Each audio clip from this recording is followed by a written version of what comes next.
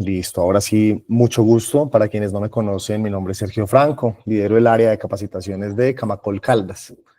Quiero agradecerles por su asistencia, por atender esta invitación. Para nosotros es un placer poder generar estos espacios de conocimiento y de actualización para los profesionales de la cadena de valor del sector.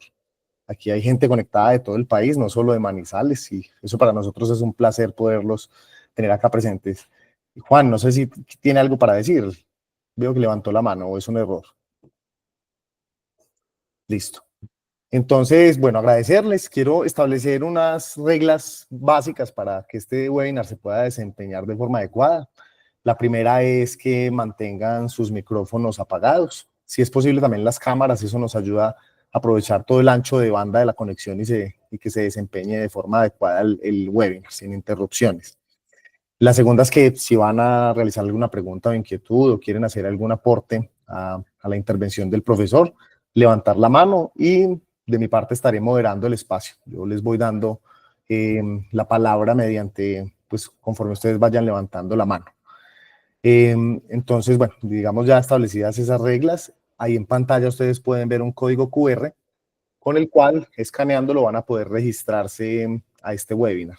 Nos interesa mucho poder saber quiénes están acá conectados. Desafortunadamente, el Meet no nos permite descargar la base de datos de las personas que asisten. Y pues el hecho de tener sus contactos, sus correos electrónicos, nos permite a nosotros seguir compartiendo a ustedes estos espacios de valor, además de mucha otra información que nosotros constantemente estamos enviando desde Camacol Caldas.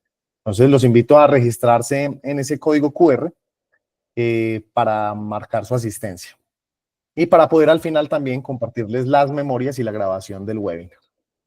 Antes de iniciar, yo quiero contarles por qué se genera este espacio. Nosotros en Camacol hace ya 5 años tenemos un convenio con la Universidad Javeriana de Colombia. Es un convenio en el cual nosotros cerramos brechas de formación con oferta educativa especializada que tiene la Universidad Javeriana, que no está de más decirlo, es una de las mejores universidades de Colombia. Este diplomado ya tenemos alrededor de 10 cohortes de estar desarrollándolo. En cada cohorte nos participan entre 30 y 35 personas.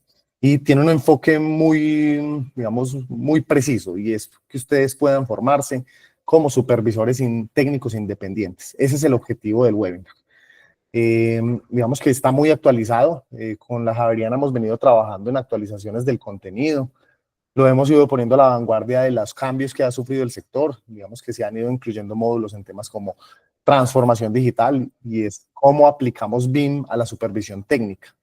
Sabemos que eso es un proceso que hoy en día es muy manual, muy del papeleo, de mensajes por WhatsApp, bueno, de la revisión de checklist, pero eso se vuelve de forma, como dicen, muy chinomática. Entonces, el BIM lo que permite es transformar digitalmente ese proceso. Entonces, digamos que ahí lo hemos ido actualizando. También incluimos un módulo de supervisión técnica para estructuras en construcción en seco. Actualmente ya se va a ver también un tema que tiene que ver con póliza decenal, y no sé si lo saben, este año se volvió obligatorio para los constructores el tema del seguro decenal, y es que pues ese es un tema que es respaldo para el comprador de vivienda, pero pues si bien se convierte también en un costo adicional para el constructor. Entonces van a conocer pues cómo es ese proceso, y además que ya con el tema del seguro decenal se vuelve obligatorio el rol del supervisor técnico en la obra. Entonces, digamos que cada vez más este diplomado toma relevancia, el sector lo empieza a demandar, y digamos que pues nosotros estamos felices de poder traer esta oferta educativa. Antes de darle paso al profesor Germán Pozo, que es nuestro conferencista del día de hoy, quiero darle la palabra a Grace Rojas. Ella es la coordinadora académica del diplomado, ¿sí? Es ingeniera civil y especialista en gerencia y control de construcción, con un magíster en ingeniería civil. Tiene más de 19 años de experiencia en gestión de proyectos y docencia universitaria. Entonces, Grace, quiero darte la palabra para que le des la bienvenida a nuestros asistentes, les cuentes un poco qué vamos a ver en ese diplomado y la importancia que está tomando hoy en día este rol en el sector. Bienvenida, Grace, no sé si estás por ahí. Sí, muy buenos días, Sergio. Muchísimas gracias por la introducción, y a todos los participantes nuevamente darles la bienvenida y agradecer su interés y presencia en este espacio. Como bien lo mencionaste, es un diplomado que ya viene desarrollándose con mucha preferencia por parte de los estudiantes y profesionales del sector de la construcción. Y pues nace como este llamado y sobre todo del interés de la Universidad Javeriana y de Camacol para, para profundizar en la temática y tener siempre contenidos actualizados, si bien lo has mencionado, con respecto a todo lo que se gira en torno a la supervisión técnica independiente. Este diplomado nos va a permitir a los participantes apropiar más los conocimientos sobre los conocimientos técnicos en la NSR10, las actualizaciones que hasta ahora han surgido y que seguramente el profesor Germán Pozo profundizará en el día de hoy. También nos va a permitir trabajar de la mano de herramientas tecnológicas, que hoy, si bien también lo mencionaste, están a la vanguardia y pueden hacer que el oficio de la supervisión cobre elementos que nos permitan ser más ágiles y mantener trazabilidad y gestionar adecuadamente la calidad de nuestros proyectos constructivos. Y quisiera también mencionar que este diplomado nos da la profundidad y el contexto del marco legal, ético que tiene este oficio.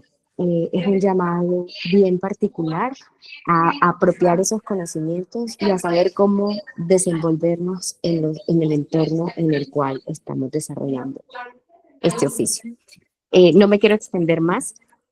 Quiero darle la palabra al ingeniero Germán Pozo. Es un honor contar con su presencia acá y también decirles que es uno de los profesores que dicta varios módulos en el diplomado, junto con otro grupo de profesionales excelentes, con mucho conocimiento en el tema y que pueden brindarnos herramientas y compartir experiencias también dentro del marco normativo. Entonces, sin más preámbulos y pues agradecerles nuevamente y en nombre de la Universidad Javeriana, agradecer a todos su presencia y bueno, bienvenidos. Gracias, Grace. Profesor, entonces, bueno, quiero darle la palabra, quiero hacerle una pequeña introducción. El profesor Germán, como dice Grace, hace parte del equipo de la Universidad Javeriana que dicta este diplomado. Es docente y de la Universidad Javeriana y de Univalle. Y bueno, digamos que tiene una amplia experiencia en todo este tema de supervisión y diseño estructural. Entonces, profe, muchas gracias por su asistencia. La palabra es suya y bueno, nuevamente todos bienvenidos. Bueno, muy buenos días. Muchas gracias por la nueva invitación para el curso del diplomado. Yo voy a hablarles, perdón, yo comparto la pantalla porque en este momento no estoy viendo mi pantalla. Yo voy a hablarles de un tema digamos, de manera general de la parte de la supervisión técnica, porque obviamente todo esto corresponde a un resumen de todo lo que vamos a ver durante los 2-3 meses del diplomado. Trato de meterlo en una charla de o 1 hora, hora y media, de manera que cualquier pregunta, al final con mucho gusto se las puedo responder. Porque siempre son bastantes diapositivas. He tratado de resumir bastante esto. Vamos a dar la charla introductoria. Voy a compartir pantalla en este momento. A ver si...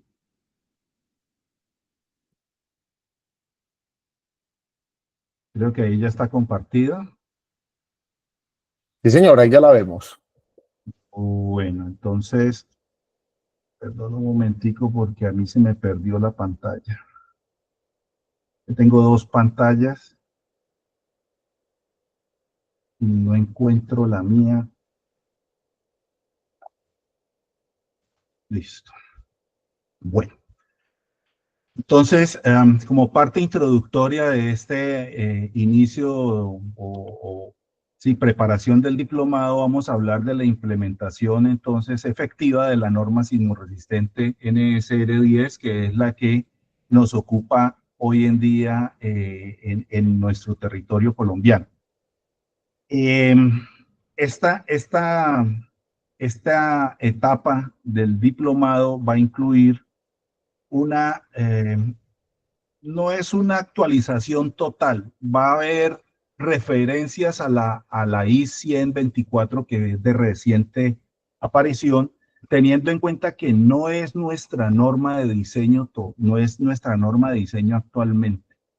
Es un documento que lo que quiere es mostrar cómo está la norma en este momento y hacia dónde va nuestra norma, ¿cierto? Mientras nos llega el decreto que acoge SAI 124 como norma. En ese momento, SAI 124 va a cambiar a una NSR, ¿sí?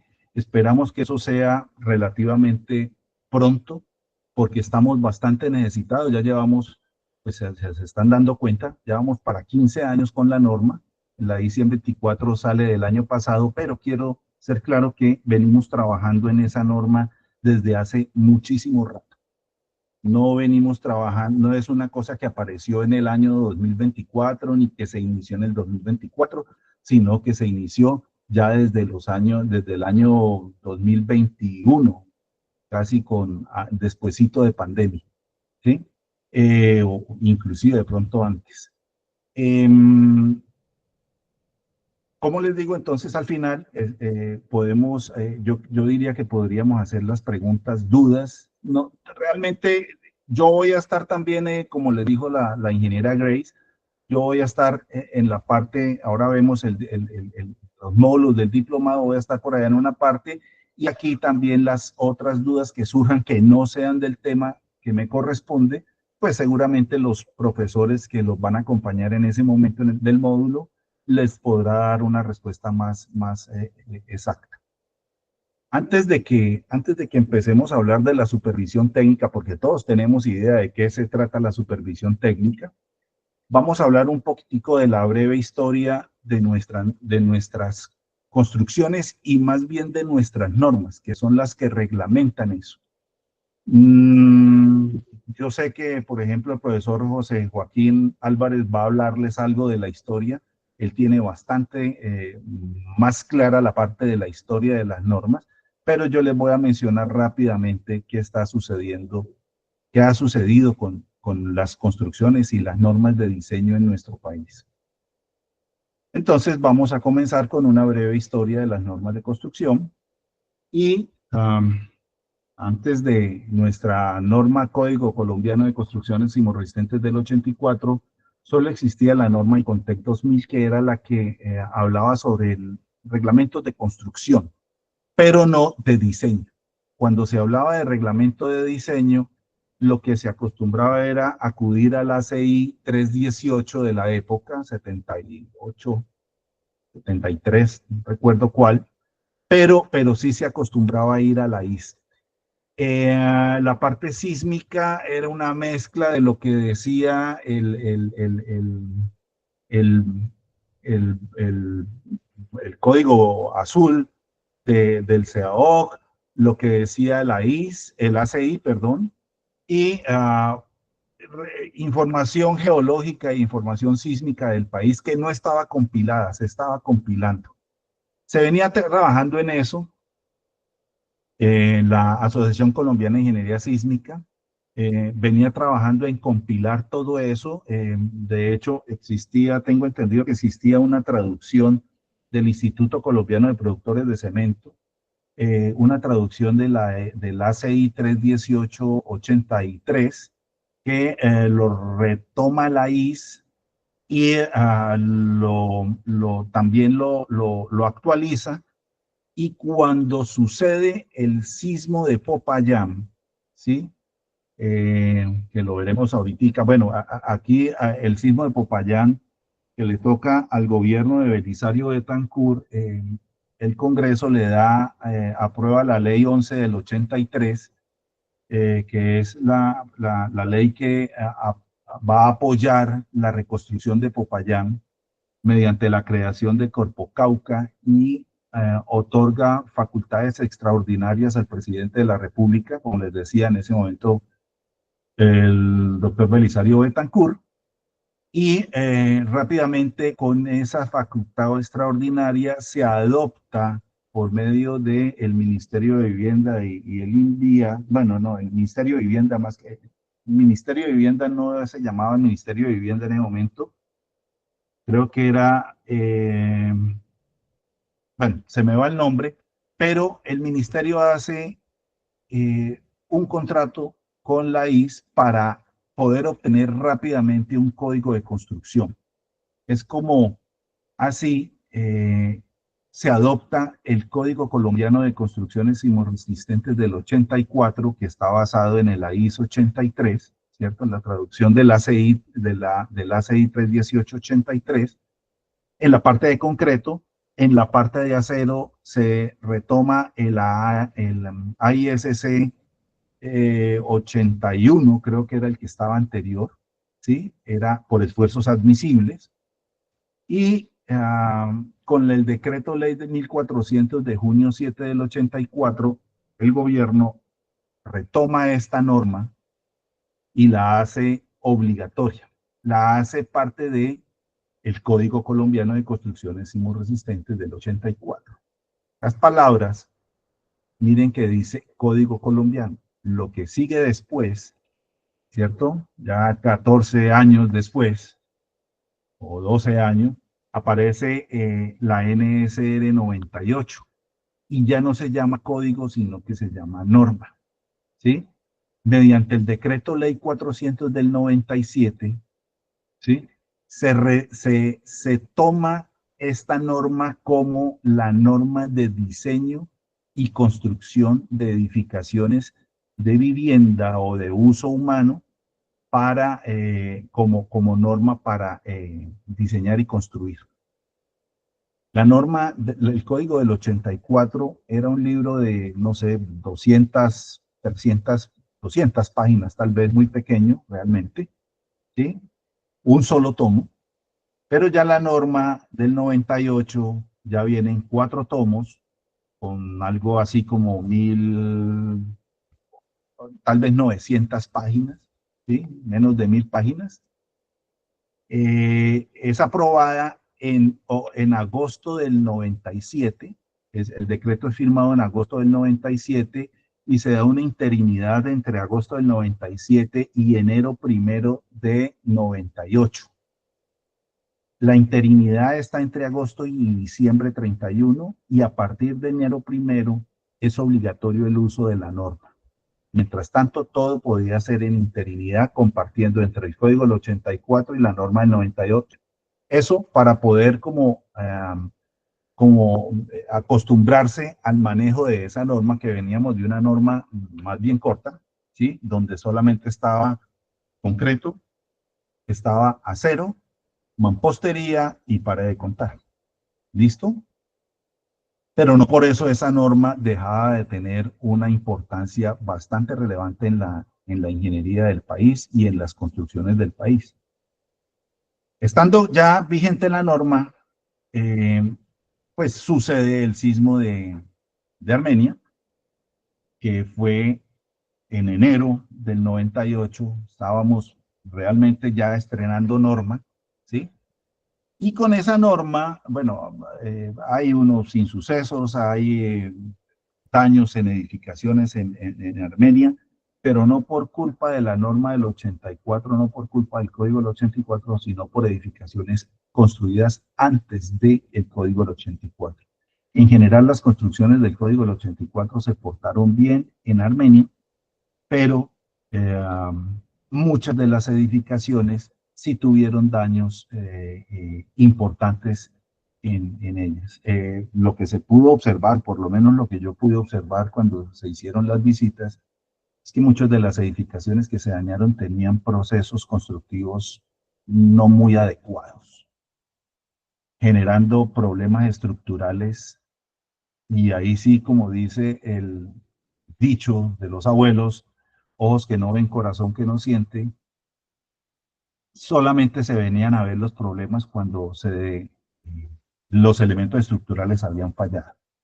Pero bueno, del 98 al 2010 son 12 años y convivimos con esa NSR 98 durante 12 años, se aprendió a manejar, ¿cierto?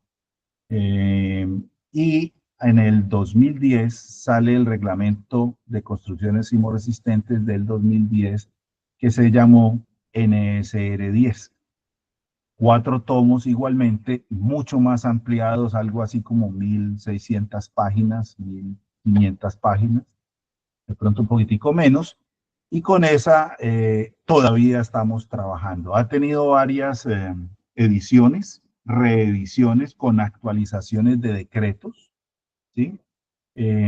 Afortunadamente, pues el gobierno puede todavía sacar decretos y eso nos lleva hasta que 14 años después aparezca la I-124, como les digo, todavía no es NSR porque no ha sido aceptada por el gobierno. Cuando se acepte sale un decreto y se tomará como norma.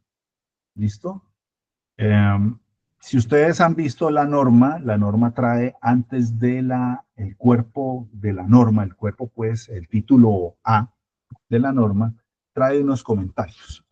Esos comentarios no están incluidos en el AI 124. Cuando eso se vuelva norma, esos comentarios o esas aclaraciones se van a colocar seguramente en el comienzo de la norma.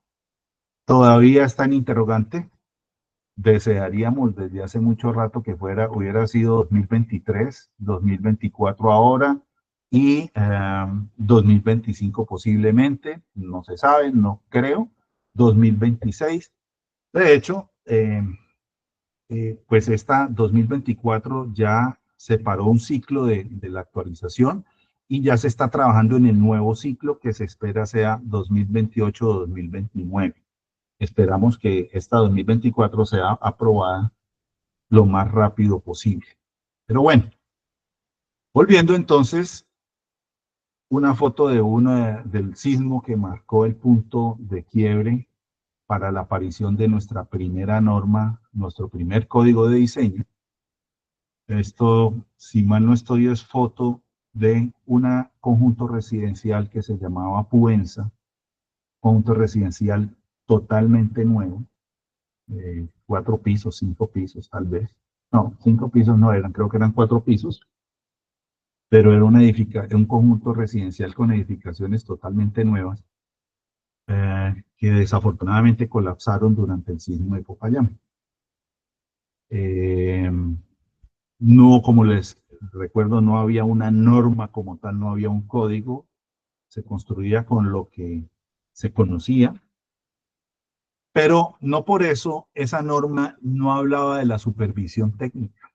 Desde ese código del 84, en el artículo A16, ¿sí?, existía el criterio de la supervisión técnica y decía la construcción de estructuras de edificaciones en el artículo A16, la construcción de estructuras de edificaciones que hagan parte de programas de más de 25 unidades de vivienda o tengan más de 2.000 metros cuadrados de área, deben de someterse a una supervisión técnica, ¿cierto?, realizada por un profesional, un ingeniero civil o arquitecto debidamente matriculado. El profesional puede delegar en personal no profesional algunas de las labores de la supervisión técnica. Sí existía desde esa época.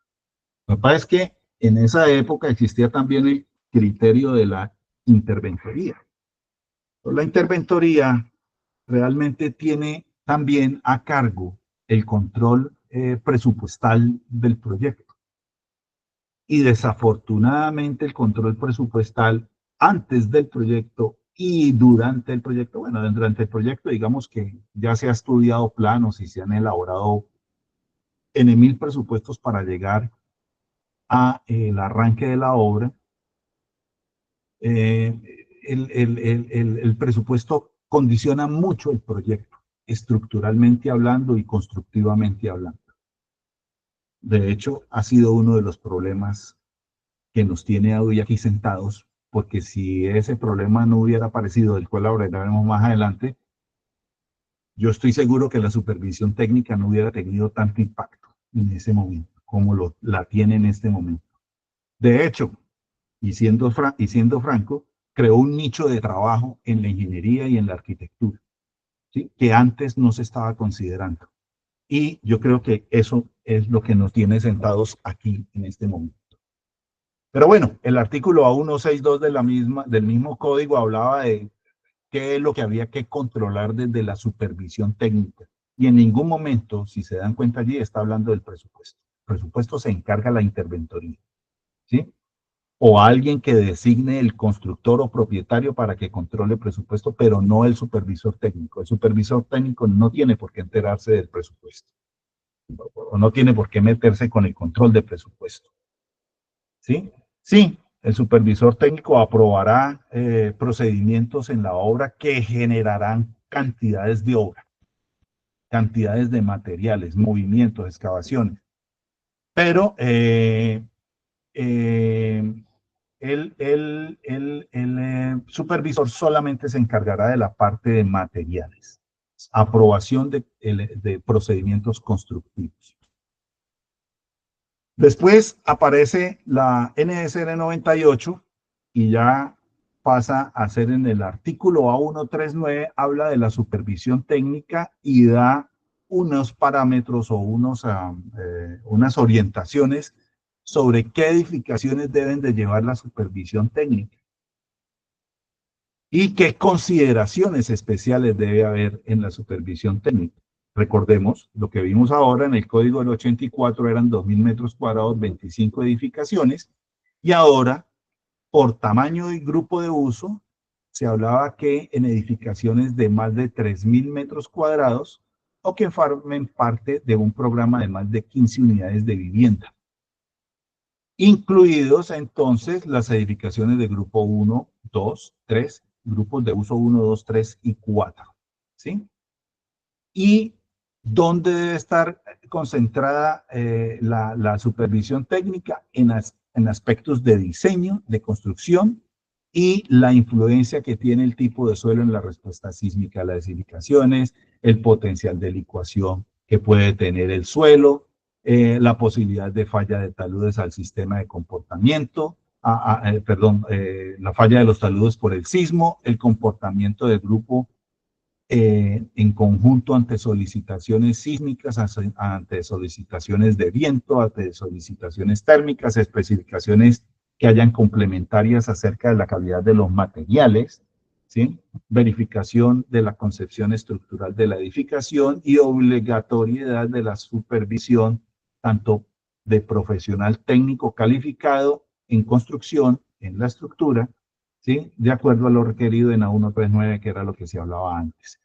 Pero en esta, a diferencia del código del 84, hay un capítulo específico para la supervisión técnica, que es el título I, supervisión técnica, y que se mantiene en la norma NSR 10 y se mantiene en el AIS 124, con modificaciones que vamos a ver durante el proceso del diplomado en cada módulo que corresponda a la parte constructiva. El profesor les hablará de qué modificaciones se incluyen en la norma. No, seguramente no se va a hablar de modificaciones desde el punto de vista de diseño estructural. Esa pues es un poco más profunda, ¿sí? Pero sí en modificaciones que pueden influir en los procesos constructivos, control de calidad de materiales y todo este tipo de cosas que tienen que ver con la obra en sí. Entonces, pues como les decía, el sismo del eje cafetero del 25 de enero del 98 dañó bastantes edificaciones, muchas de ellas construidas, digamos, no sé si la palabra es artesanal o no, pero sí sin cumplir ningún tipo de requerimiento estructural, ni siquiera el código del 84. Bueno, la ley 400 del 97, que es firmada en agosto 19 en el decreto, ¿sí?, establece unos requisitos mínimos en diseño, en construcción y en supervisión técnica. Digamos, vuelve un poco más exigente la parte de la supervisión técnica o más enfatiza más en la parte de la supervisión técnica respecto a lo que había dicho la norma del 98. Establece también requisitos para edificaciones nuevas y para edificaciones existentes que sean sometidas a reforzamientos, ¿sí? Como son las edificaciones de grupo de uso 3 y 4 y todas las edificaciones de grupo 1 uso, de grupo de uso 1 y 2 que los propietarios quisieran reforzar y actualizar. Eso con el fin de garantizar una adecuada resistencia, una reducción al riesgo de pérdida de vidas humanas y una defensa del patrimonio tanto público como privado. Y da creación a la Comisión Asesora Permanente de la norma. Entre otras, yo los invito, para los que no conocen, visiten la página de la Asociación de Ingeniería Sísmica, porque todas las actas de la Comisión Asesora Permanente están consignadas allí en una pestañita donde ustedes pueden consultar todas las actas de la comisión. Cada acta, eso se hace cada 2 meses, cada mes se reúne la comisión y ellos tratan de responder las preguntas que han llegado durante esos periodos entre reuniones. Es importante que tener en cuenta que esas actas existen porque permanentemente están surgiendo dudas sobre especificaciones de la norma. Y entonces ahí es donde salen las preguntas que hacen los ingenieros a la comisión y la comisión le va dando respuesta y va aclarando cosas. De tal forma que esas actas son casi que una jurisprudencia, como dicen los expertos en leyes, se va volviendo una jurisprudencia de la forma en que se debe tratar las dudas que surgen en obra. Son bastantes, están desde el año 97. Entonces, desde el año 97 hay muchísimas actas. No están indexadas hasta donde tengo entendido. Se estaba trabajando en una indexación para poder buscar más rápidamente sobre algún tema específico. Pero es bueno que se vayan acostumbrando a revisar esas actas. Son descargables, son documentos PDF, son descargables. Pero durante la vida que tiene todavía la NSR 10 suceden cosas y sucede un acontecimiento muy específico en el 12 de octubre del 2013 que nos trae un mal recuerdo.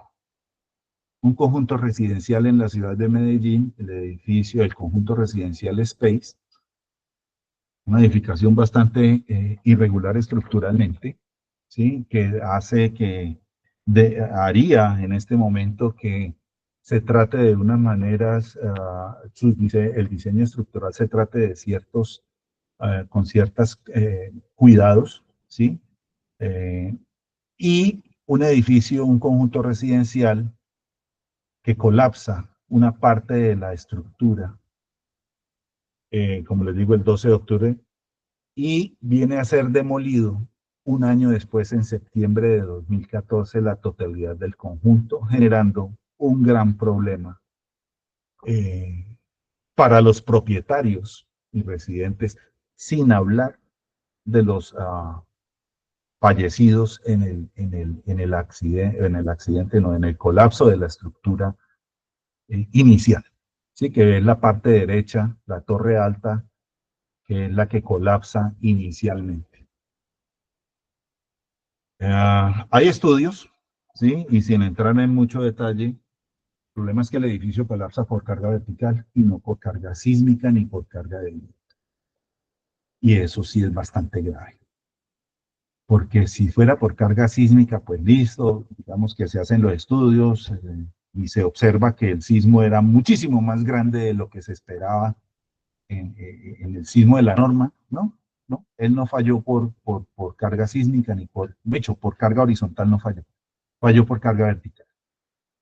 Los estudios ustedes pueden buscarlos, seguramente estarán disponibles en algún lado.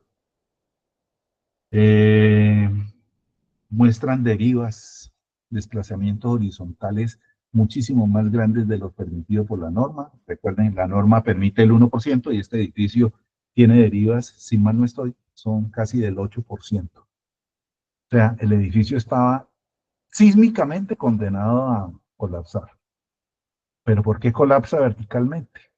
Pues entonces en las investigaciones se dan cuenta que los elementos verticales tienen falta de refuerzo. Hubo falta de tanto refuerzo longitudinal como refuerzo transversal. Y esta edificación es de estructura de concreto reforzado, ¿sí? No hay una definición específica de si es una estructura de pórticos o es una estructura de muros. Y hay unas columnas diseñadas como... Yo recuerdo mucho a Luis Yamín diciendo, que fue uno de los evaluadores, el ingeniero Luis Yamín, diciendo que se verificaron las estructuras como si fueran columnas y como si fueran pantallas. Y como si fueran columnas le faltaba refuerzo y como si fueran pantallas también le faltaba refuerzo. Entonces no cuadraba de ninguna manera la estructura. Entonces, vinieron las investigaciones, creo que todavía están en investigaciones y todavía están en líos jurídicos, pero miren lo que sucede. El mismo diseñador y la misma constructora tiene varios edificios. En este caso, incluido el Space, tiene 6 edificios con problemas. Y esos 6 edificios, son más edificios, realmente, son más de, no más no estoy, son como 10. Pero de los que se han demolido al momento son estos 6 conjuntos residenciales. El que se ven abajo es Bernavento, que si mal no estoy es el que quedaba al frente. Y esas son las años, las fechas o los meses aproximados de demolición que se hicieron de los conjuntos residenciales. ¿Sí?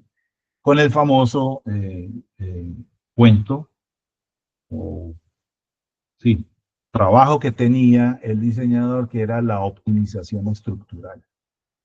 La optimización estructural existe y es factible, pero sin salirse de los parámetros de la norma. ¿Sí? Y recordemos que hasta ese momento no existía el criterio de la segunda revisión estructural independiente. Solamente existía el criterio de la revisión del diseño estructural desde las curadurías. Y pensemos cómo trabajan las curadurías. Yo no tengo nada contra las curadurías, pero las curadurías reciben 45 proyectos fácilmente y el revisor estructural tiene que revisar 45 proyectos de todos tamaños.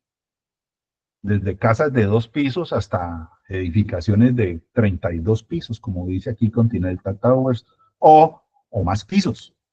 Obviamente en una casa, pues realmente las cargas no son tan grandes, ¿sí?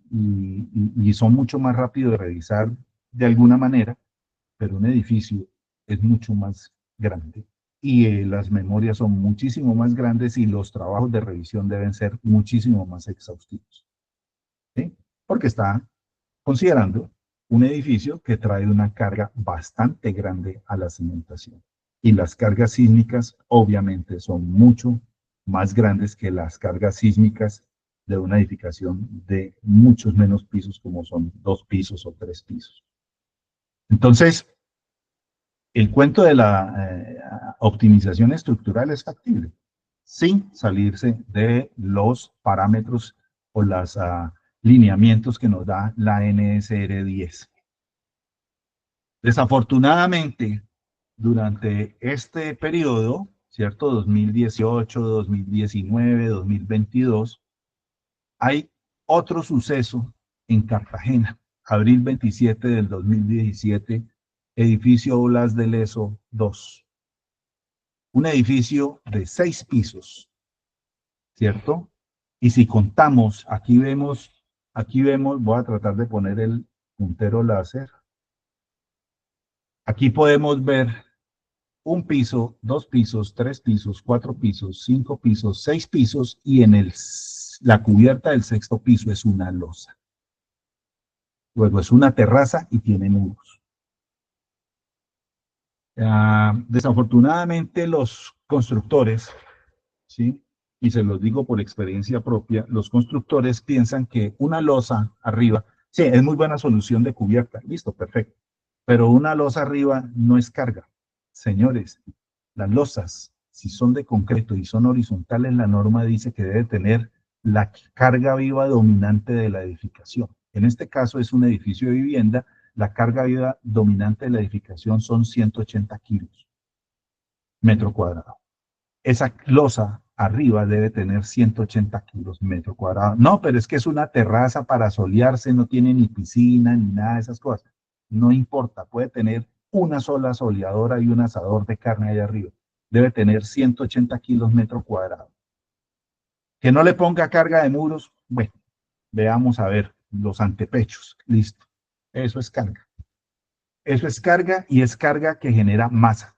Masa muerta, masa permanente en la estructura. Y el sismo, en una ecuación que nos enseñaron por allá en cuarto, quinto de bachillerato en física, nos enseñaron que fuerza igual a masa por aceleración. Y esa es la ecuación que usamos todavía en el diseño sísmico de las edificaciones. ¿Cuál es la fuerza sísmica? Es proporcional a la masa de la edificación, la masa permanente de la edificación o semipermanente, si es que considera que hay masa semipermanente, por la aceleración. Yo la masa la puedo controlar, lo que no puedo controlar es la aceleración, que es la que viene por el suelo, que es la que imprime el sismo a la edificación. Entonces, si yo controlo esa masa, mi fuerza la puedo controlar de alguna manera hasta cierto punto donde me dice la norma que debo controlar, ¿sí? Entonces, si yo bajo masas, bajo fuerzas. Por eso es que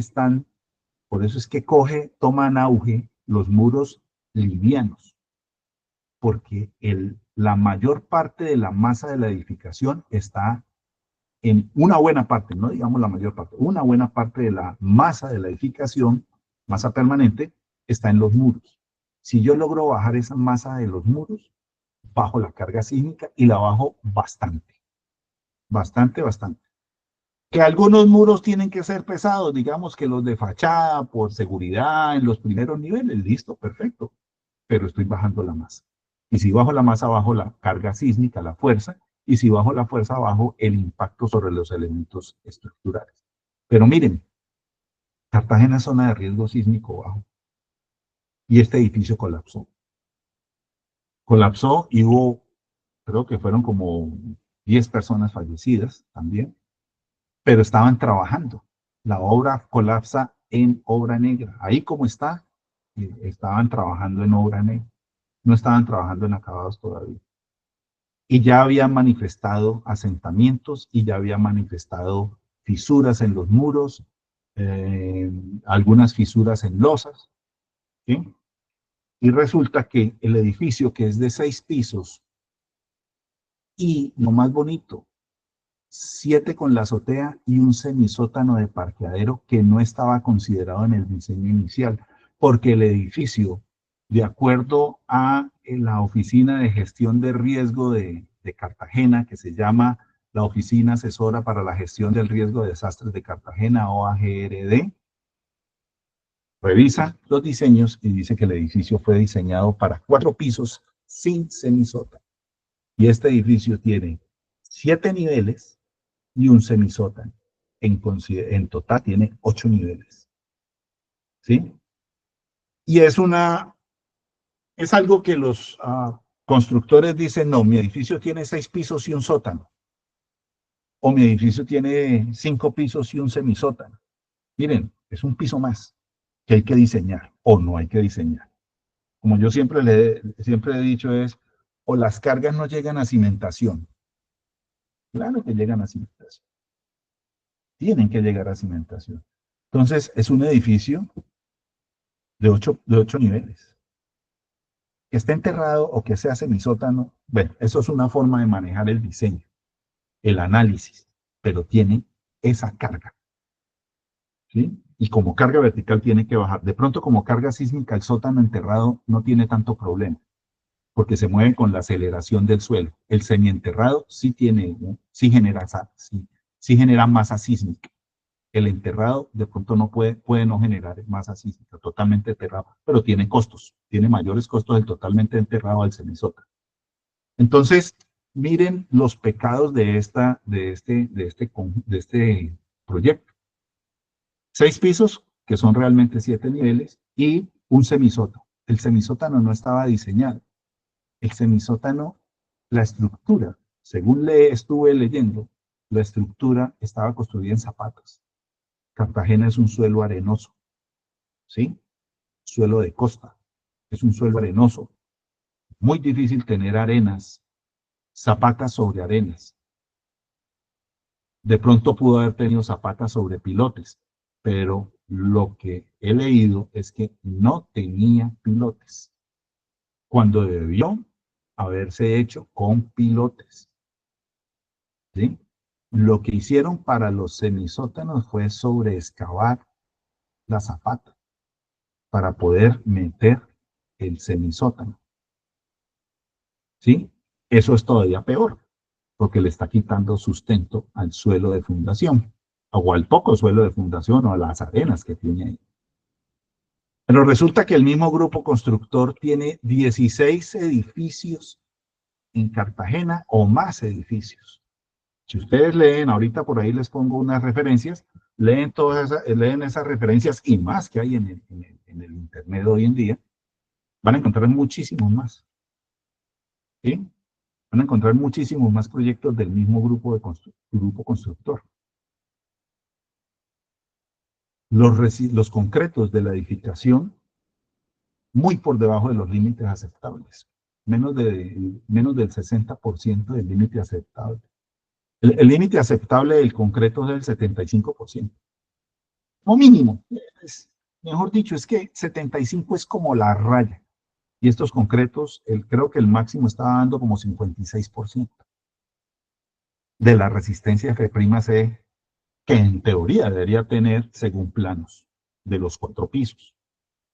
Lo cual quiere decir que si estoy diseñando 4 pisos y le montan 2 más o 3 más, digamos que en este momento 2 más, porque no hay carga viva salvo la de construcción, que muchas veces la carga viva de construcción puede ser más grande que la carga viva de uso.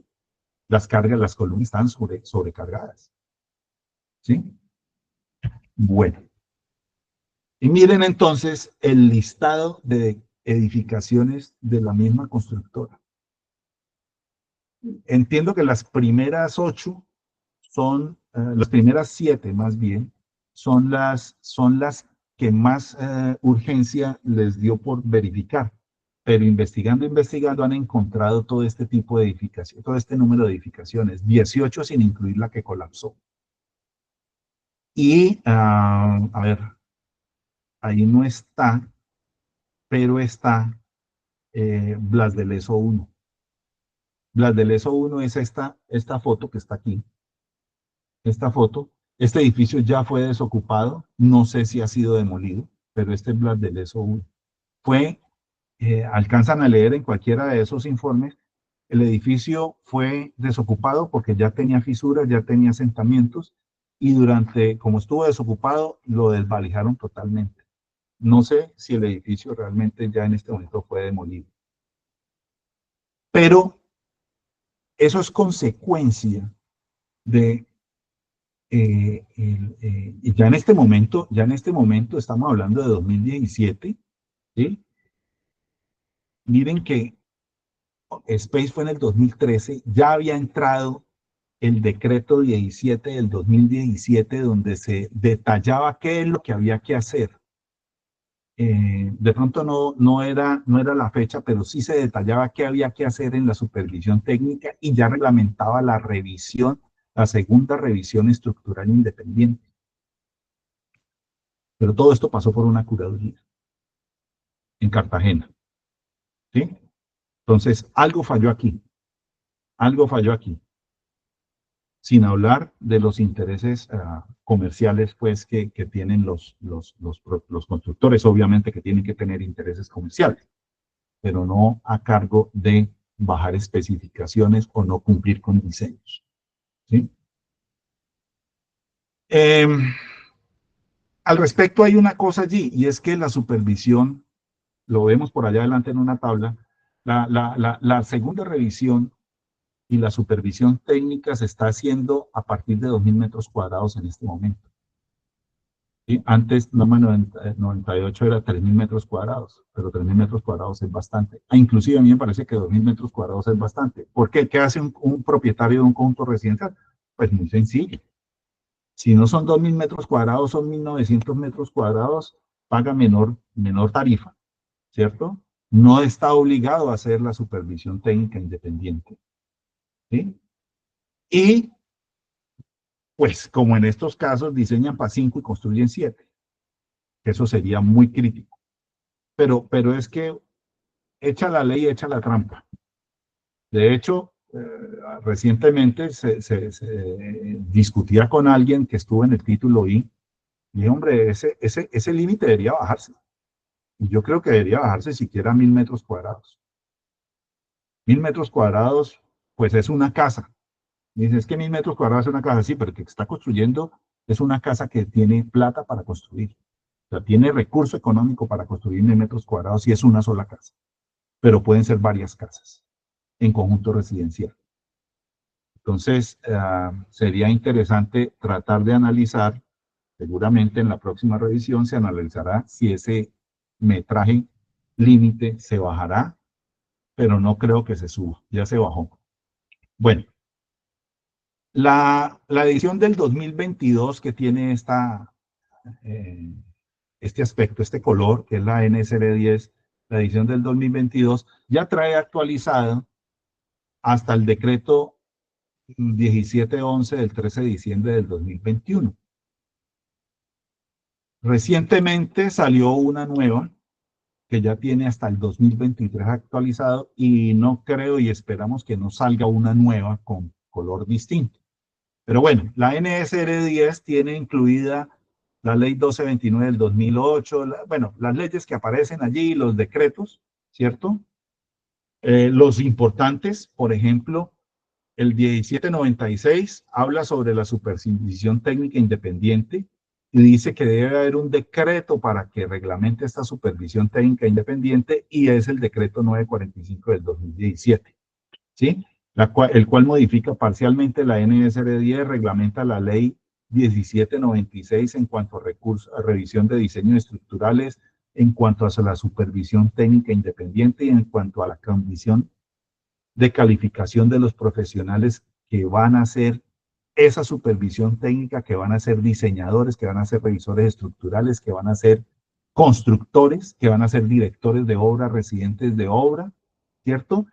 Y cómo se va a acreditar eso, mediante la acreditación profesional o examen de estado, que todavía está pendiente, ¿sí? Está pendiente porque se estaba trabajando en eso específicamente cuando llegó pandemia. Y en ese momento, pues se suspendió eso. Después vienen todos los problemas que generan la pandemia, ¿sí? Y pues el desajuste fiscal que tiene el Estado por efectos de una paralización, ¿cierto? De todo. Y pues está pendiente. Seguirá pendiente y sigue estando en el tintero que hay que hacer un examen de estado a los profesionales para acreditar a todos aquellos que van a estar directamente involucrados con las obras. Y eso incluye a los arquitectos, que van a ser constructores, que van a ser supervisores técnicos, que van a ser diseñadores, etcétera, etcétera, etcétera. O a los ingenieros mecánicos, que van a hacer estructuras metálicas, ¿sí? O que van a ser, no sé si diseñadores, pero pues diseño solamente lo puede hacer un ingeniero civil que también se acredite. Es decir, nuestra base de norma es el ACI y el AISC. ¿cierto? En acero y en concreto y en acero, perdón. En Estados Unidos, que esos son normas americanas, los americanos tienen muy bien organizado eso. Y allá no puede ser ni director de obra, ni residente, ni diseñador, ni supervisor el que no que no tenga una matrícula profesional para esa especificación de trabajo que va a tener. Entonces, aquí el que va a ser diseñador estructural tendrá que presentar exámenes para diseño estructural. Que va a ser supervisor tendrá que presentar examen para ser supervisor de edificaciones. O sí, supervisor técnico. El que va a ser interventor igualmente tendrá que presentar algo similar. El que va a ser director de obra, el que va a ser residente, etcétera. El que va a ser revisor de diseños estructurales también tendrá que presentar examen. ¿Sí? Entonces, en algún momento va a haber que hacerlo. Por eso es que hay que sacar una interinidad de la norma, o sea, para que convivan las dos normas, esperar a que conviva la norma y después sí tomar el total de la norma para poder hacer más adelante, no inmediatamente, sino más adelante, hacer los exámenes. Después de que la norma haya tenido una convivencia en el medio por lo menos de un año, ¿sí? Porque los que van a estar en obra sí tienen que entrar a tomarla de una vez. Y qué mejor que en este tipo de diplomados y de cursos y de especializaciones, poder hacer una actualización sobre eso. De eso se va a tratar en este diplomado, tratar de hablar bastante, no a fondo como les digo, pero sí informarnos bastante sobre los cambios de esta nueva norma que trae, pues, de esta nueva sí, pretensión de norma, que trae actualizaciones bastante importantes desde el punto de vista de diseño, que va a generar verificaciones importantes en la supervisión técnica, tanto en acero como en concreto, como en mampostería, ¿sí? Madera, porque ya está madera, y los requisitos generales. Bueno, esta es la que teníamos antes, esta es la nueva, ¿sí? Ya cambiamos de color, hay que tener colores, y esto es lo que trae la nueva norma, ¿sí? Miren que estaba hasta el 17-11 del 13 de diciembre del 2021 y se incluyeron estos dos decretos. Algunos podrán, esos decretos son todos descargables del internet, porque los decretos no hay que comprarlos, son descargables. Entonces el que tiene la norma anterior, pues la edición anterior, lo que puede hacer es descargarlo para no tener que comprar la nueva norma. Sirves como historia, ¿no? Ya finalmente cuando ya termina el uso de esta norma va a servir como historia. Y pues qué más que tener la última edición con las últimas normas para no tener que acordarse después de que es que sí, claro, es que después salieron otros dos decretos. ¿Listo? La norma 1726 de julio 2016, por ejemplo, que está establece, perdón, medidas enfocadas a la protección del comprador de la vivienda, el incremento de la seguridad de las edificaciones, el fortalecimiento de la función pública que deben ejercer los curadores urbanos. Todo esto porque en la curaduría en Medellín se saltaron algunos procedimientos, se asignan funciones a la Superintendencia de Notariado y Registro y se dictan otras disposiciones orientadas a mejorar la efectividad de la norma. La misma norma tiene el título, tiene los mismos artículos en el capítulo A 139 sobre la supervisión técnica, ¿sí? Y también trae una ampliación del título I, que es el título específico de la supervisión técnica. Bueno, aquí habla de qué edificaciones deben de tener supervisión técnica, qué condición tienen las edificaciones con el título E del reglamento, ¿sí? Dice que pues obviamente las edificaciones construidas con el título E, que se diseñen y se construyan con el título E, siempre y cuando sean de menos de 15 unidades de vivienda, no tienen que tener una supervisión técnica. Pues mucha gente construye con el título E, ¿sí? Pero como, entre otras cosas, el título E tiene un cambio en esta norma nueva, la estuve escuchando en estos días, la semana pasada, es que ya el título E exige que la cubierta, como es edificaciones de 1 y 2 pisos, exige que la cubierta de esa edificación de 2 pisos debe ser cubierta liviana y no losa. Y claro, eso es lógico porque cuando construyen losa, ¿qué sucede? Cuando consigue el propietario, consigue una plata, le monta el tercer piso y le monta el cuarto y hasta el quinto piso. Entonces, y de eso hay, de ese tipo de edificaciones hay muchísimas en todas las ciudades del país. Arrancan con 1 piso y terminan con 5, en la medida que van consiguiendo economía para poder subir más pisos. Habla de la supervisión técnica exigida por los diseñadores. El diseñador exigirá supervisión técnica de acuerdo a la complejidad, al área, o si considera que una edificación de menos de 2.000 metros cuadrados debe estar sometida a supervisión técnica, eso debe estar consignado en el plano de especificaciones o en las especificaciones del proyecto que haga el diseñador, ¿sí? La idoneidad del supervisor técnico, el alcance mismo de la supervisión técnica y edificaciones donde no se requiere supervisión técnica aparte de las del título E. ¿Listo? Bueno. Bueno, esta no, esta realmente, bueno, esto es porque, bueno, la resolución 17 del 2017, que es, digamos que se le ha dicho la resolución del efecto Space, porque a raíz del Space hubo que actualizar la norma para prevenir y reglamentar mucho más el diseño estructural, los estudios geotécnicos, el diseño de elementos no estructurales, la revisión de los diseños, la segunda revisión independiente y los estudios, la dirección de la construcción y, subrayo yo, la supervisión técnica independiente, pues porque esta es la resolución que le da origen a este tipo de diplomados y cursos que están tomando auge en estos momentos en el país y al alcance de las labores profesionales.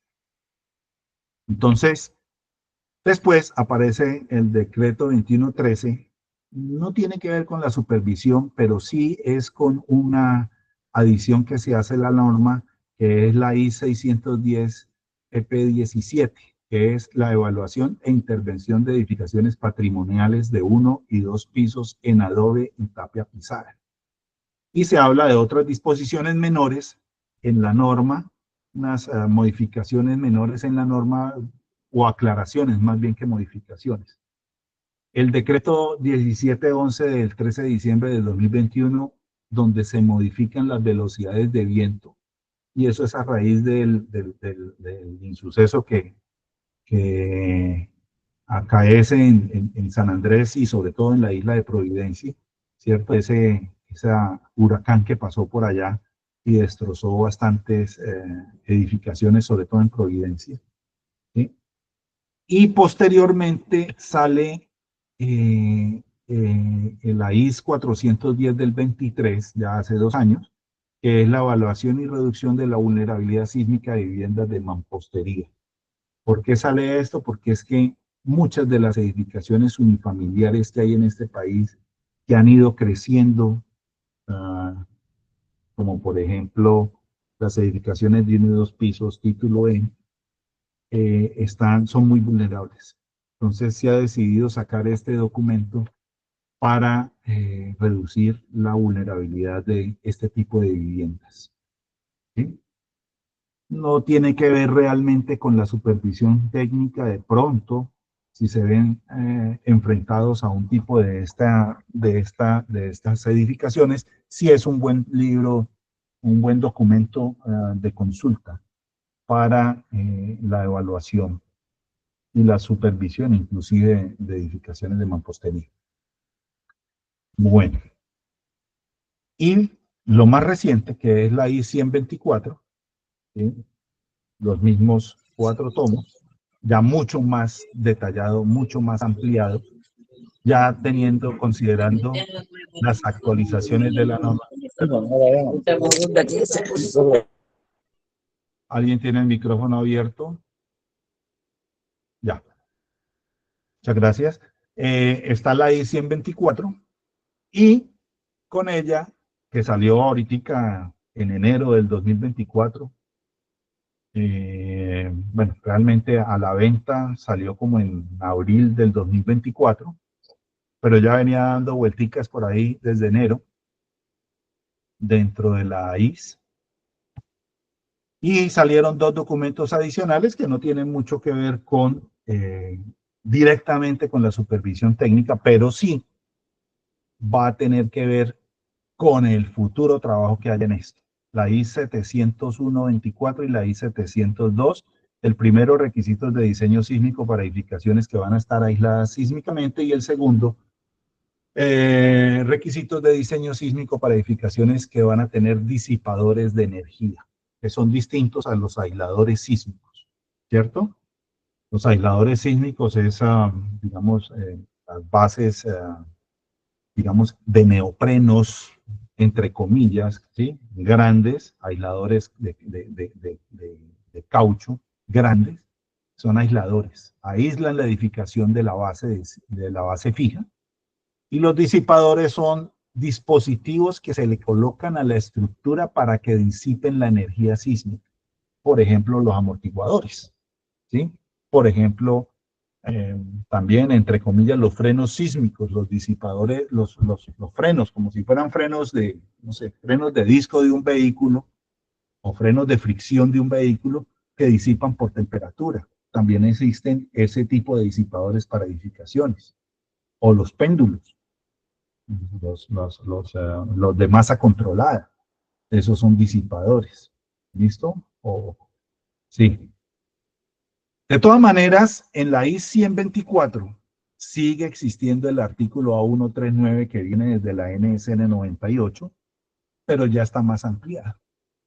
Y ya dice que todas las edificaciones que tengan sistemas de aislamiento sísmico o sistemas de disipación de energía deben de tener una supervisión técnica independiente permanente, dice aquí, permanente. Ya no es por área, ya no importa el área. Es si tiene aislamiento sísmico o tiene disipador, tiene que tener supervisión técnica permanente. ¿Cómo lo dice? ¿Cómo lo describe el título I de la I-124? Y hay las mismas consideraciones especiales, ¿cierto? Por tamaño y grupo de uso siguen siendo los 2.000 metros cuadrados, pero con programa de más de 5 unidades de vivienda. O sea, ya no son 15, ya no son 25 como estaba en el código del 84, ya no son 15 como estaba en el código del 98, ya son 5 y sigue siendo igual que la norma 2010. A partir de 5 hay que hacer supervisión técnica. ¿Listo? Independiente. Si es grupo de uso 1. Si es grupo de uso 2, 3 y 4, deberá tener una supervisión técnica independiente. Y hay una adición para las edificaciones de prefabricados, que es el artículo 142, que hace referencia al artículo A371, que es nuevo totalmente en este documento ahí 100, ¿cierto? Que habla sobre los prefabricados y dice que básicamente las estructuras construidas a partir de prefabricados tendrán un coeficiente de disipación de energía básico R sub 0 de 1,5, ¿sí? O lo que autorice la Comisión Asesora Permanente. Si el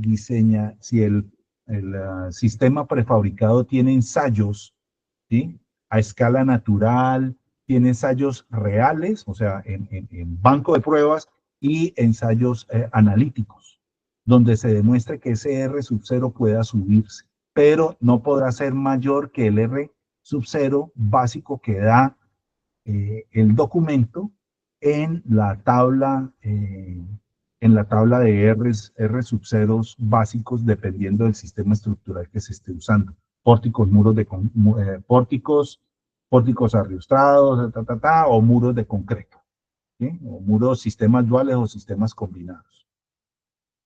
Eso es nuevo, es discutible, pues básicamente lo que dice es el A317 es lo mismo que dice acá arriba en el literal A y B, pero detallándolo un poquitico más. ¿Listo? Bueno, ya habiendo visto ese panorama de normas, veamos las definiciones que da la norma respecto a la supervisión técnica. Entonces, el A13 de la NSR 10 da dos definiciones del tipo de supervisión técnica que se va a usar en las edificaciones. Está la supervisión técnica continua, que es donde las labores de construcción se supervisan de manera permanente, es decir, van a haber unos residentes de supervisión técnica o un residente de supervisión técnica y su personal auxiliar que van a estar permanentemente en la obra. Y va a haber una supervisión técnica itinerante cuando, dependiendo del área, veremos más adelantico, el supervisor técnico y su personal auxiliar no tiene que estar permanentemente en obra, sino con una frecuencia pactada con el propietario, ¿sí? Hará la supervisión de la edificación. Por ejemplo, que se va a fundir columnas, pues el supervisor técnico o su gente designada tendrá que ir a verificar antes de fundir si están adecuadamente armadas las columnas, o la losa si está adecuadamente armada, formaleteada, soportada, etcétera, etcétera, etcétera. ¿Sí? Esos, digamos que serían los puntos, los hitos de visita que marcan la visita del supervisor técnico a la obra. Y tendrá de pronto que estar en el momento de las tomas de muestras, o sí, para ensayos de laboratorio, qué sé yo, un momento de la fundida, de la colocación, del vaciado del concreto. También establece cuáles son la idoneidad de los supervisores técnicos. Entonces dice que la experiencia debe ser mayor a 5 años. En este momento va a ser contado a partir de la expedición de la tarjeta profesional, igual para los diseñadores estructurales, igual para los revisores estructurales, etcétera, etcétera. Y para el supervisor también, obviamente. Entonces dice, mayor a 5 años y va a ser contado a partir de la expedición de la tarjeta profesional en el diseño, en la construcción, en la interventoría y en la supervisión técnica. Cuando ya exista el examen de estado y ya se haya otorgado la licencia, entonces seguramente esos mayores a 5 años va a desaparecer y va a tener que aparecer lo que diga con licencia otorgada para cada una de los ítems o de cada uno de los puntos que en el que va a estar involucrado el profesional. Como les digo, arquitectos, ingenieros civiles e ingenieros mecánicos en caso de estructuras metálicas. ¿Sí? Son los que vamos a tener que sentarnos a presentar exámenes. Y de hecho también se propone para los maestros de obra, los maestros directores, ¿no? También que tengan una calificación, que seguramente en ese caso la calificación pues la dará el SENA, ¿no? Y que el supervisor técnico o el diseñador estructural o el constructor, bueno, no, el constructor no necesariamente, y la interventoría deben ser independientes laboralmente del constructor de la estructura o del constructor de los elementos no estructurales. Y ahí viene un gran signo de interrogación, porque esa parte es bien complicada de hacer cumplir.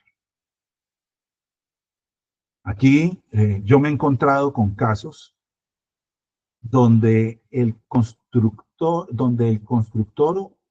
el propietario, quiere que el diseñador sea el diseñador estructural, el diseñador de elementos no estructurales y sea el supervisor técnico de la obra.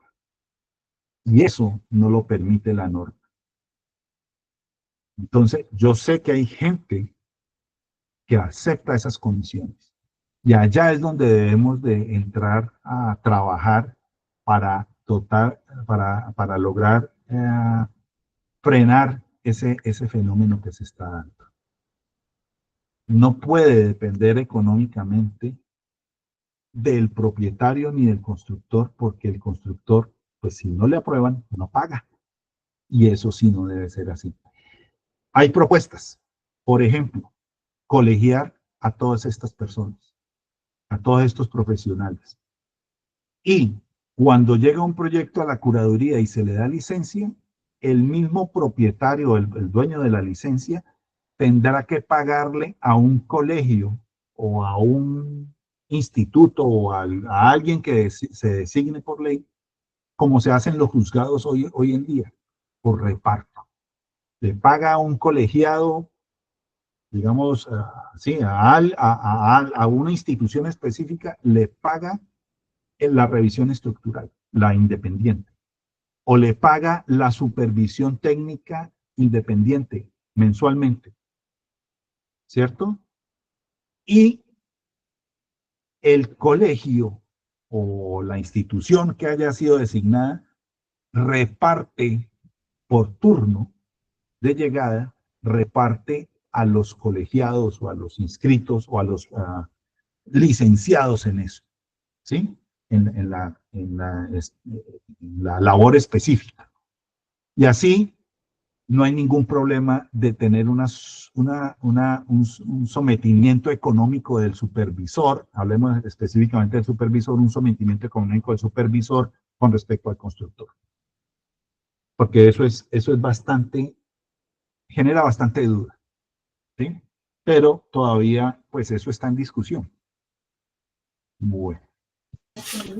Profe, Señor. qué pena interrumpirlo. Ya se nos está cumpliendo el tiempo, entonces, pues, no sé si cortar acá la presentación o qué falta para poder mostrarle a las personas, pues, primero, el contenido del diplomado, que se animen a inscribir. Tengo aquí, yo puedo adelantar más rápido, vamos más rapidito. Perfecto. Y ya después pasar a las preguntas y respuestas que hay varias.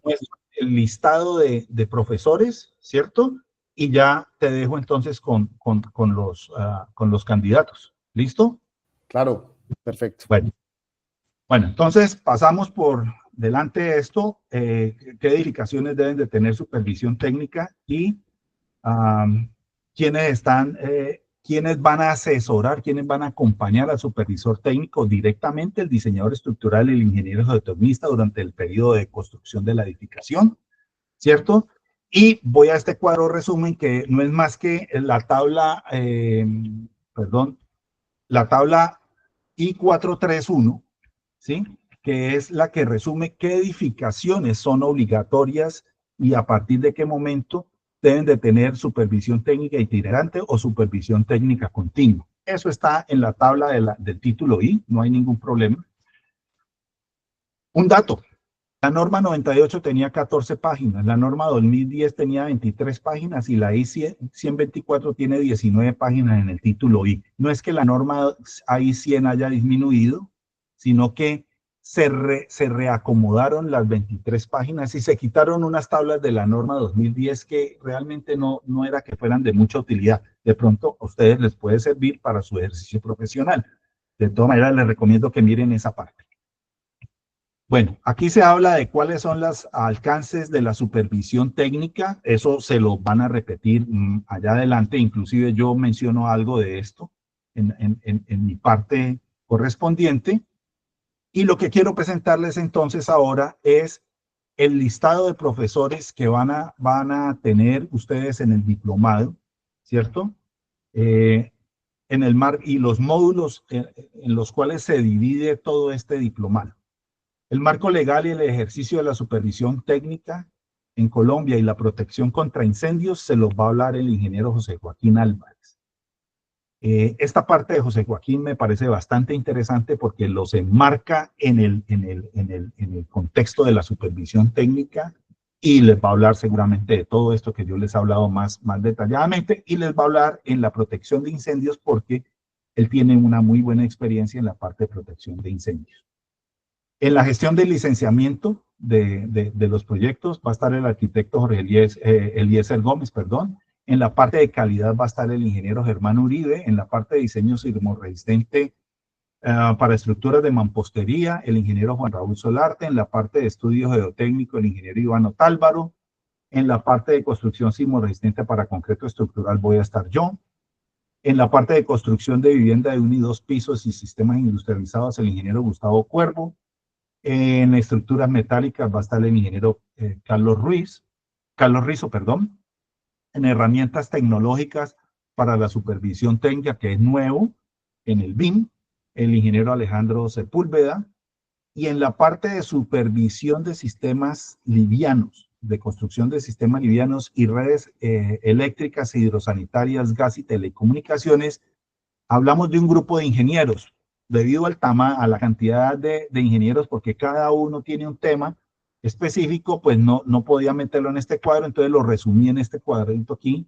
Está el arquitecto Jaime Andrés García, el ingeniero Alexander López, el ingeniero Gustavo García, el ingeniero Alejandro Sepúlveda, el ingeniero Carlos Gómez, el ingeniero Mario Ramírez, la ingeniera Zulay Mesa y el ingeniero Álvaro Jiménez, que van a estar hablándole en esos dos temas que es bastante amplio, ¿sí? Esto me lo salto yo, porque esto lo vuelvo a hablar yo en mi parte específica de concreto reforzado, unas diapositivas que hablo también, y como conclusiones, hombre, conclusiones, ampliar el conocimiento profesional en las normas de construcción, eso hace parte de nuestro mejoramiento continuo de nosotros mismos como personas y profesionales, prepararnos para el examen de estado profesional, que seguramente va a llegar, mejorar el plan de control de calidad de los constructores y propietarios de los proyectos, un mejoramiento de calidad de nuestras edificaciones, proteger la inversión de constructores y de propietarios finales, y no menos importante, ofrecer una seguridad y una calidad de vida a los usuarios finales. Con esto, les agradezco la atención, me da mucha pena no haber terminado, pero como les digo, la parte que he pasado más rápido, la vamos a ver más detalladamente en el módulo que me corresponde, que será por allá mucho más adelante, que nos veremos. Yo les agradezco y si tienen alguna pregunta respecto al tema, con mucho gusto. Gracias, profe.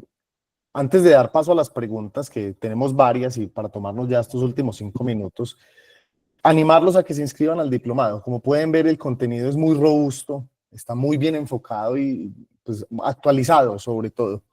Digamos que se han ido agregando temas que han ido tomando relevancia, como les decía al principio, el tema de BIM, cómo transformar este proceso de forma digital, cómo implementar BIM en la supervisión técnica y la interventoría, ¿sí? El tema de construcción liviana en seco. También bueno, este diplomado, para que lo sepan, es también respaldado por una empresa experta en supervisión técnica que se llama MED Ingeniería.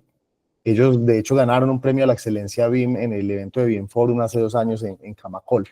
Entonces, animarlos a que se inscriban. Tenemos todos los medios de pago por botón de pagos WOMPI, ahí pueden pagar con tarjeta de crédito, por transferencia. Y bueno, digamos que podemos también llegar a acuerdos de pago, todavía estamos a tiempo, iniciamos el 30 de octubre, las clases son de martes a jueves de 6:30 de la tarde a 9:30 de la noche, es por la plataforma pues que dispone la Universidad Javeriana. Importante, las clases no son grabadas, así que deben estar presentes durante todo el proceso formativo. Entonces, los invito a que se registren hasta el link que yo les puse ahí en el chat. Los interesados me marcan en el formulario si quieren participar del diplomado o si quieren agendar una llamada para asesoría pues, más completa, bien puedan hacerlo y entre hoy y mañana los estaremos llamando para concretar esa inscripción. Entonces, también pues los que quieran conocer al detalle el contenido del diplomado, en nuestra página web camacolcaldas.com, nuestras redes sociales. Y bueno, digamos que sin más, quiero dar paso entonces a las preguntas para no quitarles mucho tiempo. Entonces voy a empezar por las preguntas de aquí del chat que desde muy temprano en la conferencia empezaron a realizar. Bueno, vamos a bajar por acá. Espérenme. Bueno, aquí tenemos una pregunta de Daniela Beltrán Gómez. Dice, buenos días. Si por el área la obra requiere supervisión técnica, pero la obra se desarrolla por etapas cuya área no requiere supervisión, ¿se debe o no tener supervisión técnica? Profe. Es una muy buena pregunta. Debería tener supervisión técnica porque se saca licencia es por un área. La norma sí dice, creo que ahí está nombrado, que cuando se saca por áreas parciales, por ejemplo, yo saco 100 metros cuadrados, no necesita supervisión técnica, listo, 100 metros cuadrados no necesita supervisión técnica independiente, pero propietario y el constructor, y si hay una interventoría, están obligados a tomar control, a hacer control de calidad de la edificación, de la construcción. Entonces tendrá que tener control de calidad de concretos, tendrá que tener control de calidad de los aceros, de la mampostería, de los elementos no estructurales, tendrá que tener el control de los propietarios, digámoslo así, de los involucrados en ese momento durante la obra. Si esos 100 metros cuadrados después se suben a 1000 metros cuadrados, sigue sin estar obligado, o sea, le construyen 900 más, sigue sin estar obligado, independiente, pero sí tiene que hacer la de ese momento. Es obligatorio que el propietario, el constructor, el interventor, el residente, el director de obra, haga su control de calidad y mantenga esa memoria de control de calidad. Cuando ya llegue a los 2000, pues ya tampoco van a necesitar porque tiene que hacer otros 1000, pero esos 1000 van a estar pegados de la existente, entonces tiene que tenerla. Porque va a modificar, de pronto va a modificar de alguna manera la estructura existente. Pero si no está obligado, debe llevar un control técnico de la construcción. No digamos que edificaciones de 1 y 2 pisos del título E, porque pues eso digamos que lo hace el propietario que compró su lote y construyó de a poquitos. Digamos que ese de pronto no, aunque seguramente sí lo debe hacer con los concretos, por lo menos para saber qué tiene. Pero las edificaciones construye 1000 metros cuadrados, no obliga, pero sí tiene que tener control. Eso sí lo dice específicamente la norma. No sé si le queda claro, si quiere preguntar alguna otra cosa o si hay más preguntas. Doy paso entonces a la siguiente pregunta. Andrés Felipe Vázquez pregunta, ¿por qué ninguna de estas normas hablan de aluminio, espesores necesarios para transformar ventanas y puertas, sistemas que permitan sostenibilidad energética, etcétera? Sí, sí existe. La norma sí tiene aluminio. En el título F está aluminio. Está aluminio. En este momento sí está. Eso les hablarán en el título cuando estén en el módulo de estructuras metálicas, pero sí existe. Y ventanería, que están en los títulos J y K. Ventanería es una de las vidrierías, más bien se llama eso. Es una de las partes que tuvo bastante modificación en la I-100. No recuerdo, tal vez la ingeniera Grace, si está por allí, si no, pues sí es bueno consultarlo. Creo que de eso van a hablar aquí en el diplomado. No estoy seguro, pero creo que sí se habla de eso. Título J y K sí habla de eso también. Sí, sí, en el diplomado trabajamos ese módulo, profe, en seguridad humana. Está, listo. Y esa tuvo bastante modificación en la edición. Listo, profe, gracias. Andrés Cardona dice, ¿en qué estado está el RUMPA en este momento? ¿El RUMPA? Sí, señor. ¿El registro único de proponentes? No, RUMPA, no sé a qué se refiere Andrés, si puede aclararnos. Andrés está por ahí, Cardona. Registro único de profesionales acreditados. Ah, no, eso está, hasta donde yo sé, eso está parado. No hay, lo único que hay es el COMNI en este momento, que es el que nos acredita la fecha de grado y los 5 años mínimos que se están pidiendo allí. Esa es la única acreditación. A ver, el registro profesional, hasta que no se haga el examen, no se tendrá una licencia para ejercer esa parte de la profesión, ¿sí? Eso tiene eso es bastante discutible, ¿no? Eso tiene que ver con que por qué si ya el Estado, el Ministerio de Educación ya aceptó un título profesional, ¿por qué tiene que volver a presentar examen? Pero es que estamos cuidando vidas. Lo mismo que los médicos tienen que estar actualizándose, porque están cuidando vidas. Nosotros estamos indirectamente cuidando vidas y estamos asegurándonos de que no vaya a pasar nada. Y si no, mire lo que está pasando, lo que pasó en Medellín y mire lo que pasó en Cartagena y lo que puede llegar a pasar en otros que no hemos visto. Porque cosas escondidas, después de tapado, eso no se va a ver hasta el día que falle. Entonces, sí, Están en stand-by, están en stand-by. Lo único que nos afecta en este momento es el COVID. Juan pregunta, o sea que interventoría sola no basta, tiene que tener supervisor aparte. A ver, sí, es buena pregunta también. La interventoría puede ser la supervisión técnica, pero hay que tener en cuenta que la supervisión técnica es el control de la parte técnica de la edificación, no es el control presupuestario. Entonces, como supervisor técnico, yo creo que ahí es discutible y eso hay que analizarlo en la IS, es que debe prohibirse que el interventor, que haya un residente de la interventoría que haga la interventoría y haga la supervisión técnica. Debe haber un residente o un director para la supervisión técnica desde la empresa de la interventoría. Porque es que una cosa es controlar el presupuesto y otra cosa es controlar la obra como tal. Entonces, deben de ser dos profesionales totalmente separados para que no se sobrecargue de trabajo y se salte cosas que hacen parte del control. Pero sí puede ser, podría ser y es una buena cosa para hacer observación en el título I. Ahora en esta nueva temporada de 2024-2029. Listo, profe, muchas gracias. Dice por aquí Brian Velosa, se están implementando sistemas livianos para reemplazar la mampostería, como muros de icopor. ¿Esto quién lo regula? A ver, son elementos no estructurales. Como elementos no estructurales son posibles de usar como elemento divisorio o elemento de fachada. Ahí lo que hay que tener en cuenta es que, les voy a recomendar un documental que lo acabo de ver, estaba que lo veía hace rato hasta que lo pude ver finalmente. Yo puedo utilizar como sistema de cerramiento un muro liviano o un muro pesado.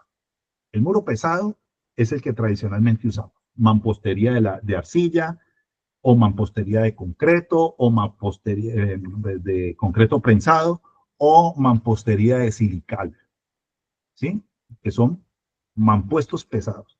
Puedo usar muro liviano en panel yeso, en superboard, en lo que se me ocurra liviano, madera, puedo usar madera, y también puedo usar Almapanel o un sistema de estos parecidos, qué pena la propaganda, pero es que se me viene en este momento ese nombre porque lo hemos usado, pero hay que tener en cuenta una cosa.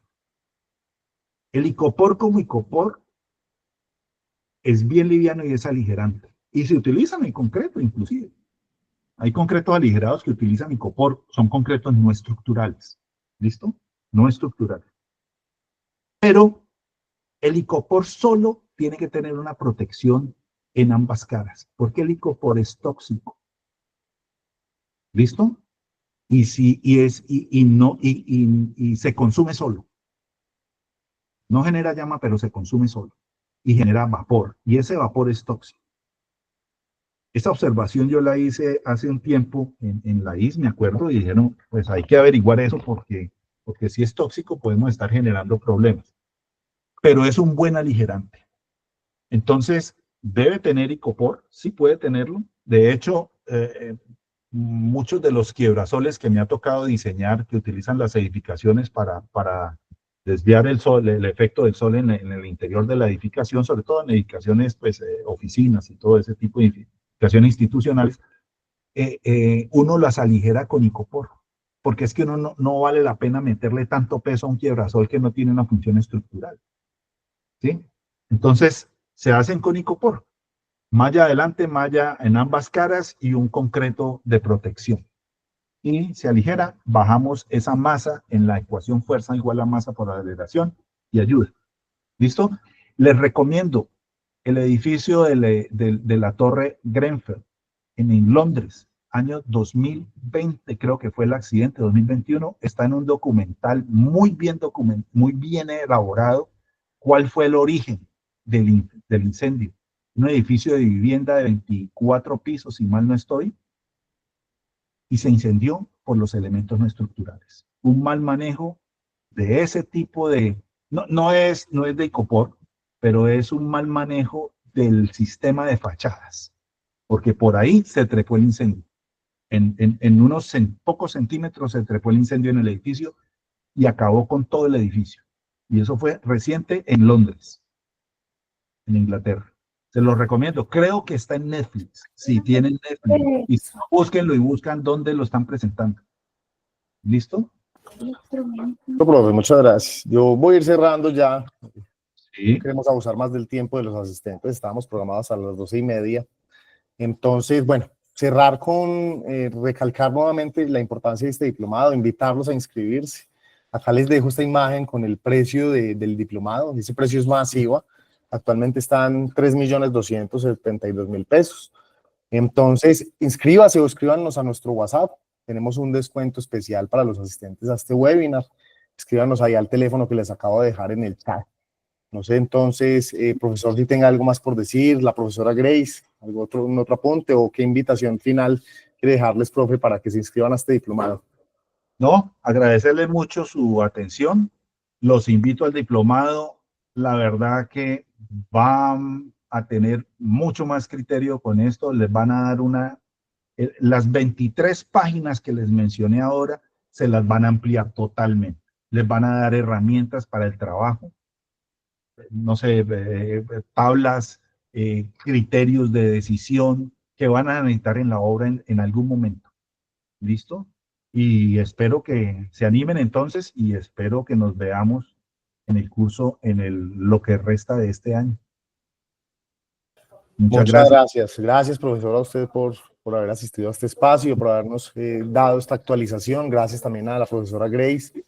Y a todos ustedes por haber participado. Ahí les dejo el contacto, agendemos una llamada, nos agendamos con un asesor y con gusto los acompañamos en el proceso de inscripción a este diplomado. Les deseamos entonces un feliz almuerzo, gracias por asistir. Y a sus correos electrónicos a los que se registraron en el formulario les estaremos enviando las memorias del profesor y esta grabación para que la vean cuando deseen. Les deseo entonces una feliz tarde y damos por finalizado el espacio. Muchas gracias, hasta luego. Que estén muy bien. Muchas gracias. Feliz día para todos.